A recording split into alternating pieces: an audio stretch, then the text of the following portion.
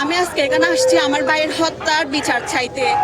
আমার ভাইকে ওরা পরিকল্পিতভাবে হত্যা করছে, এমন একটা সিচুয়েশন ওরা ক্রিয়েট করছে। ওরা 4-5 জন মিলে, আপনারা যদি ভিডিও ফুটেজ দেখেন, 4-5 জন মিলে আমার ভাইকে রেনেসা থেকে মেরে মেরে আসতেছে।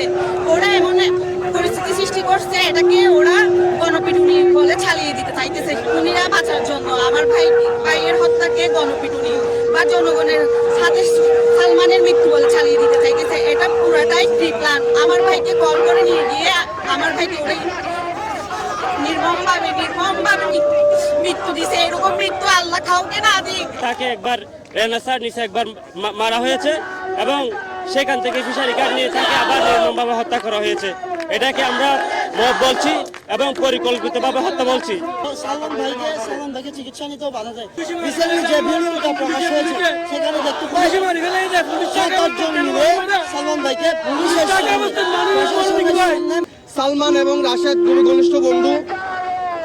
ঘটনাস্থলীতে মেইন টাইম ওখানে তারা উপস্থিত ছিলেন, কিন্তু ঘটনা পরবর্তী যারা প্রত্যক্ষদর্শী তারা পালিয়ে গেছে। একজন মানুষ, সালমানের তো হিতাহিত জ্ঞান ছিল, সে তো এমন না যে উন্মাদ বা পাগল এই টাইপের মানুষ না। উন্মাদ বা পাগল হলে একটা অকারে সংগঠিত করার পরে সে ওখানে ইনস্ট্যান্ট দাঁড়ায় থাকবে বা হাজির প্রেজেন্ট থাকবে। বাকি যারা ছিল অপরাধী, যারা ছিল প্রকৃত, তারা কিন্তু ঘটনা সংগঠিত করার পর সে পালিয়ে গেছে।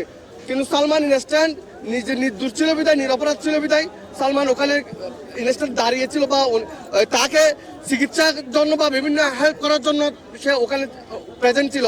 এবং আমরা যেটা আরেকটা যেটা জানতে পেরেছি, ঘটনা পরবর্তী সালমান কিন্তু একজন সাংবাদিককে ফোন দিয়েছিল এবং ফোন দিয়ে সে কান্নাকাটি করতেছিল, তার সাহায্য চাচ্ছিল। দেখেন, একজন সে যদি সালমান যদি যেটা রাশেদ হত্যাকাণ্ডে যদি প্রকৃত অপরাধী হয়ে থাকে, সে কখনোই যদি সুস্থ মস্তিষ্কের মানুষ হয়ে থাকে, তার মধ্যে হিতাহিত জ্ঞান থেকে থাকে, সে কখনোই ওই জায়গায় প্রেজেন্ট থাকবে না।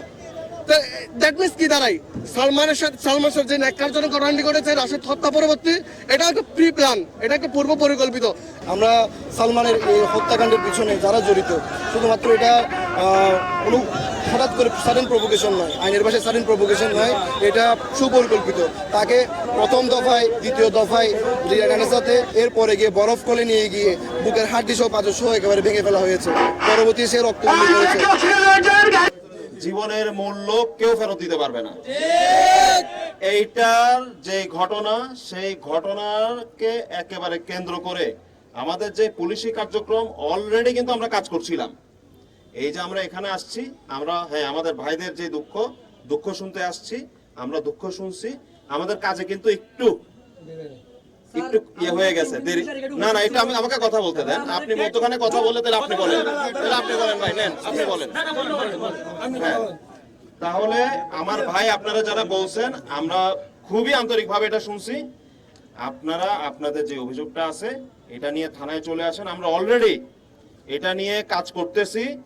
সকল প্রকার যত রকম ভাবে কাজ করা সম্ভব, যত কৌশল আছে আমাদের, সকল কৌশলে কিন্তু কাজ চলতেছে। এবং আমার পুরা থানা এই যে মর্মান্তিক ঘটনা, এই মর্মান্তিক ঘটনাটার যেন অপরাধীরা উপযুক্ত শাস্তি পায়, সেই জন্য কিন্তু আমরা ব্যবস্থা নিচ্ছি।